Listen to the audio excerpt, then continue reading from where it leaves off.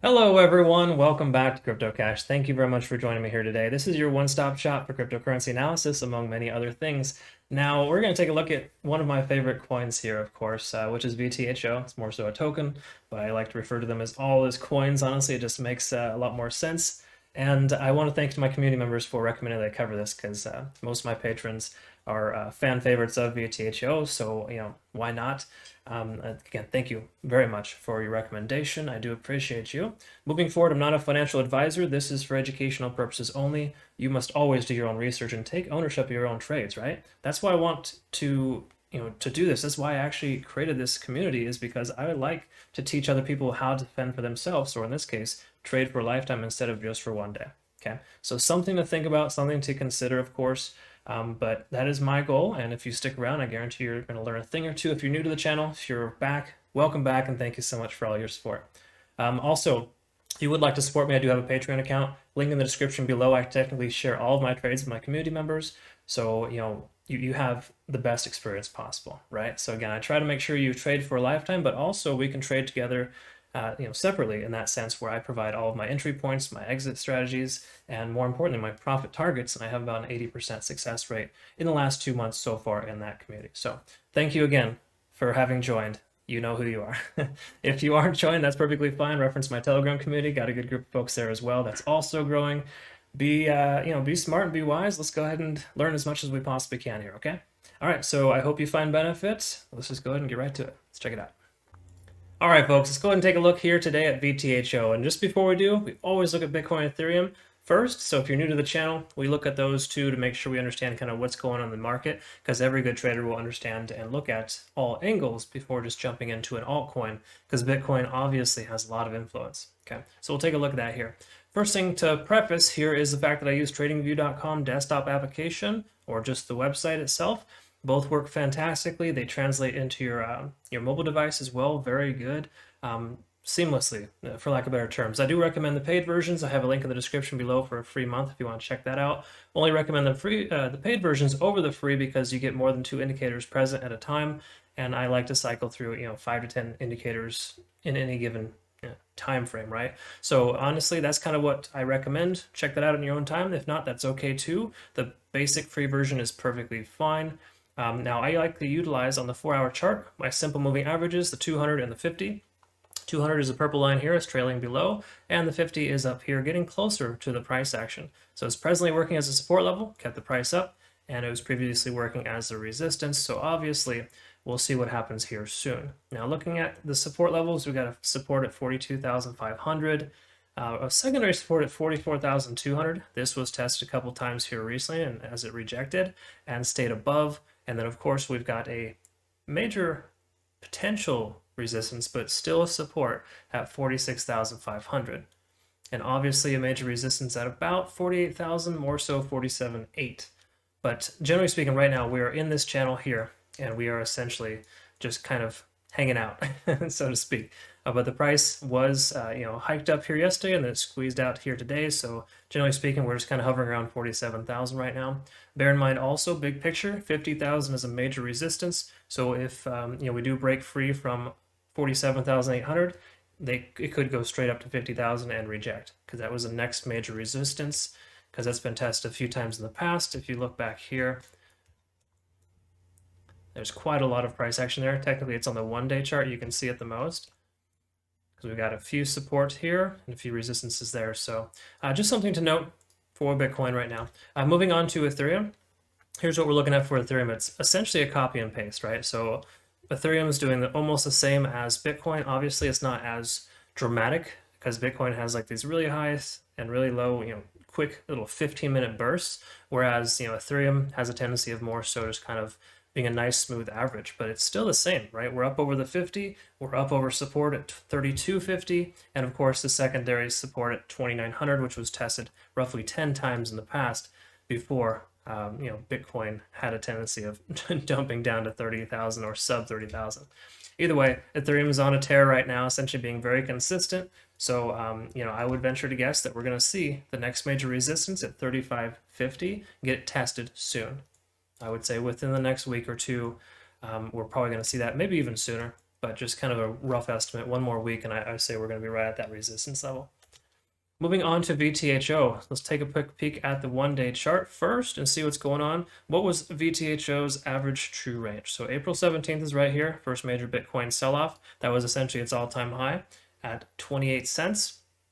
And of course, it was selling off ever since then. And we see May 19th, here's a China candle. That was the knife, nail in the coffin. I don't know the analogy there, but that was essentially the beginning of the end, so to speak. And it kind of just fizzled out like most altcoins did. So there's nothing abnormal about VTHO in the big picture. But before the 17th here, VTHO, VeThor token was averaging from 0.014 upwards of 0.020. So we've got, from let's just say 14 to 20 as a rough estimate, or 1.4 to 2 cents. That's essentially what its true range is, right? So right now we're at 1.2 cents. So that being said, we're not in terrible shape, but honestly, it is one of those situations where it could definitely continue. In other words, the average true range was 14 to 20. Let's just speak with round numbers here, and we're at 12. We're at 47,500, whereas that was an average of 50,000 to 60,000 before. So if we can get to 50,000 or higher, then VTHO will take off. It'll probably start jumping up. It'll probably do a significant leg up. I would say closer to about 20 cents. Okay, so I'm venturing to guess we're going to see that kind of price action here in the near future, because I feel like Bitcoin is on a tear right now, and it's going to continue to eventually test 50,000 within the next week or two. So I would say that VTHO is still a good consideration for a long position right now. I mean, depending on your type of trade, if you're in a short-term swing trade, then maybe consider trimming a little bit of profit. If you're more long-term trading, hold on, it's going to keep going up. Now, will it keep going up right now? We're going to find out here soon. I do see this as kind of a significant increase, almost too significant. So in 4 trading days, we've seen an increase of 65%. That's not out of this world, but that is quite a lot. And we need to see some sideways action before it can continue, right? Maybe there is some sideways action in here. Probably is a little bit there. We don't know yet until we'll get to smaller time frames. But the bottom line here is the RSI is closer to 90. It's extremely overbought. I wouldn't be surprised if it does retrace at least a little bit, or if nothing else, just go sideways for perhaps 24 to 48 hours throughout the weekend as Bitcoin kind of calms down and relaxes. We got low volume this weekend, so in a sense, we might see that happen. We don't have much on the convergence side of things. Obviously, the 23rd, that was a standard increase for most when Bitcoin jumped over 30,000. Moving on to the 4-hour here, this is the good, okay, cool. I like this better, because VTHO has obviously increased 65% in 4 days, but it's also done a little bit of this, right? Up, over, up, over, up, over. Okay, so it's not just kind of shooting straight to the moon, as they say, because when that happens, it comes down at least 50% of the way. In this case, it's actually a pretty good sign of the fact that there is still room for growth. RSI is up over 70, so again, consideration to trim your position if you are in a shorter term hold. In other words, you're holding a position for under 24 hours. Take your profits before they fizzle out. But on the same accord, if you're holding on for a long time, or holding on for dear life, as they like to say, then you're just fine to hang tight, because we're still below that average range of 50 to 60,000 of 1.4 to 2 cents, right? So all in all, pretty good. We have a convergence here on the MACD. Let's just go ahead and mark that. That is that was today at 5 a.m. So I'd just like to mark that, just so we can kind of see the correlation between that and the cloud. I'm venturing to guess the Ishimoku cloud was giving us a buy signal here. And let's go ahead and take a look. Actually, it signaled a lot earlier, which is great. Because big picture, if you're new to the channel or just in general, if you're a swing trader, the best tools you can utilize is the 1-hour chart and the Ishimoku cloud. First of all, to preface too, if you're new to the chart as well, disable all these lagging spans and conversion lines. All you want is the plots background. That's all you need, because that's really the main thing. And the rest, I mean, you can do your research and find out if you like all the other indicators in the cloud. I think they're beneficial, of course, but it's kind of a lot of noise for a beginner. So I just kind of disable it, make it simple for my community, and you'll make sure that we just understand the important basics. And the basics of the cloud is the fact that when the price is above, it's considered a buy signal. So when the price breaks above the cloud, it's a buy signal. And if it ever drops below, which it hasn't in some time, but when when the market was on a downturn, you go ahead and you want to short or essentially wait for a long position when it's on the downtrend. So above buy, below sell, within is no action. So hypothetically, you wouldn't have wanted to take action until right here. Okay. Now we marked the 4-hour chart for the MACD convergence, which is right here. So either way, had you got in here, which is about 24 hours early on the 1-hour chart for the Ichimoku cloud, you would have been just fine. Had you got in a little late, you'd still be able to take some profits having jumped in even just straight, say, right there. So both are good. Some signal earlier, some signal later. Just depends. They kind of work in tandem, though, I've noticed. When the cloud signals a buy signal, the MACD is short to follow. Occasionally, the MACD will also indicate buy signal beforehand. So just kind of pay attention to those. Those are two things that I utilize consistently in my signal group. By the way, I do have a signal group where I share all of my trades with my community members, and I just go ahead and send out buy signals, profit targets, sell signals, everything you need to know to make an effective trade. And I have about an 80% success rate so far, and I just use what I'm showing you right here. It's not that difficult. Obviously, it takes an eye, and you eventually develop that. I have been trading for closer to 15 years now, but that's besides the point. This is fairly simple, fairly rudimentary in the sense that you want to use the MACD on the 4-hour chart, and you want to use the Ichimoku cloud on the 1-hour. All right. Furthermore, let's go ahead and take a quick peek at the TD sequential.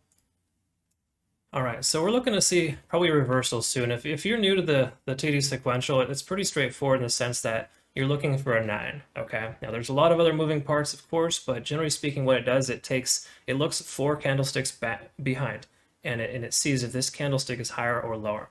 So this one right here is technically higher than the 4th candlestick behind, so we're going to get a reset here soon. So what should occur traditionally, the way that the TD sequential should work is that when you get a 9, it should reset and start trailing down. It should start retracing, or it'll consolidate. In other words, it'll possibly do one of these, right?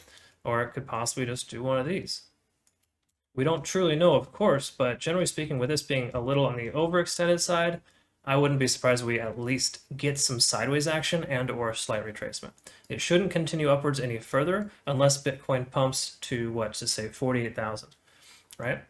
So just pay attention to that. In other words, not in bad shape. It just means that we are in a position where the price will likely come back down. It needs to correct itself, and we want that to happen because a good bull run will have periods of consolidation like we saw here. This is awesome. That's fantastic. That's why it got another leg up. So if all goes well, we see some more sideways action. We just keep on stepping on up. Okay, that's what we're looking for. Moving on to the 15-minute chart. Let's go ahead and take a quick peek here. And with the 15-minute chart, I mean, I really only have 2 things that I utilize. I have it built into one. This is a signal that I actually have. It's something I'd created for a notification from an EMA and VWAP.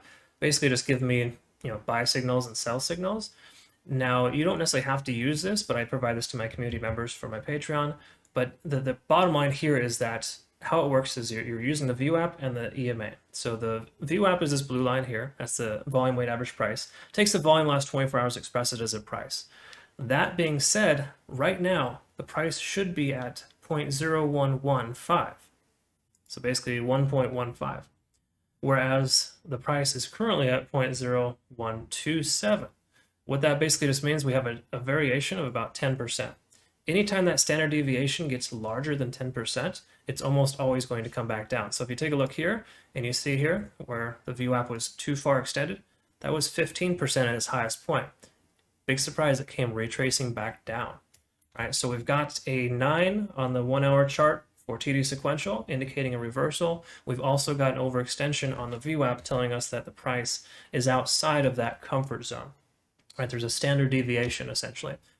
So that deviation becomes double digit or higher is just kind of a situation where you want to be careful, consider trimming your position, or just, obviously if you're a long-term swing trader, it doesn't really matter all that much, but that's the general concept, okay? So right now, price is above VWAP. The key takeaway here is that the volume weighted average price is essentially just the volume expressed as a price over the last 24 hours. So what it's telling us is the fact that is this basically a support level? When the price is above, it's a support. When it's below, it's considered a resistance. And as you can see here, this is kind of a no-buy zone essentially because it's a state of consolidation. So it's just kind of hovering on the VWAP. It doesn't really mean anything. It just means it hasn't decided which way it wants to go yet. But right here, we see this little breakout here. So let me explain this here, because the EMA is this red line, and that's the exponential moving average 15. I prefer the 15 over the 9 and the 20, which are default. So you're going to see here, of course, there's just one indicator instead of two. It makes much more sense. It's a lot less noise. And what I'm getting at here is that what you want to do is you want to consider taking entry when the price is above EMA, right? It means the momentous indicator is telling you that the bulls are in control. You also want to take into consideration the volume weighted average price. When the price is above, it's considered a support. Therefore, you're above support and you're above the EMA. Two positive signs. The last sign for confirmation is to wait 15 minutes twice. In other words, we've got the 15-minute candlesticks. Obviously, this is the 15-minute chart, and you've got two in a row. When you see two 15-minute candlesticks in a row, that basically tells you we have 30 minutes of confirmation the price is moving upwards above EMA and VWAP. That's what this notification will tell you here. Again, this is what I have built in.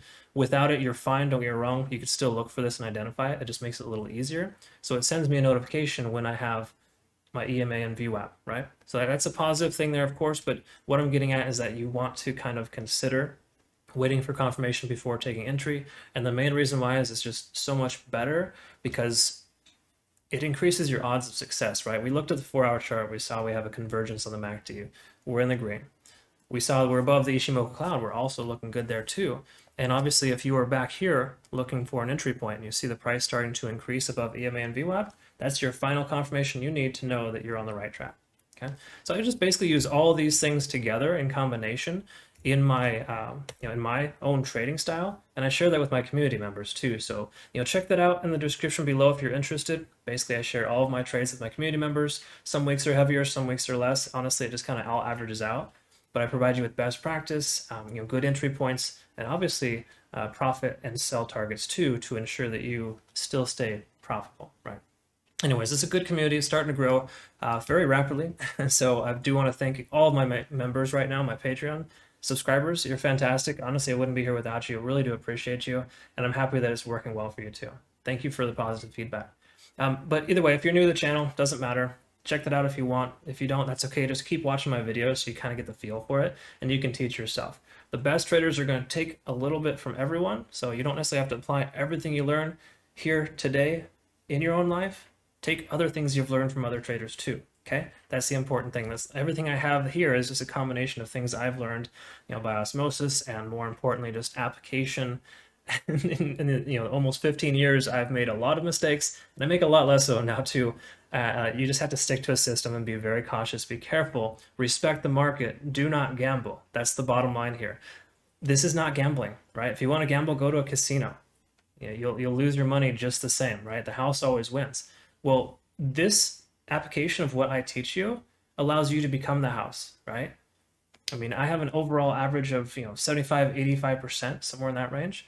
And that just holds true to the fact that I'm consistent and I never deviate from my game plan. So go into every trade knowing what you're going to do, hold true to what makes you a good trader, and don't do things that make mistakes. Never trade emotionally too. I know that's so easy to say, but man, if you're having a bad day, it's going to get worse if you trade. Okay, I promise you that. Trade when you're happy. There's a reason I'm always happy. It's just it's obviously because I'm successful, but more so the fact that it's kind of a combination, right? If I were to be unsuccessful or I have a day where I'm not trading very well, got to take a step back. You never revenge trade. It's a terrible, terrible thing. Anyways, I go on tangents. I apologize. Thank you again for joining me here today. I really do appreciate you, and I hope you did find benefit. So comment below. Join me on Telegram there. Go ahead and send a message if you'd like. We got a good group of folks there, and obviously share your support. More importantly, have a great rest of your day. I really do appreciate your time. We'll see you in the next one. Take care.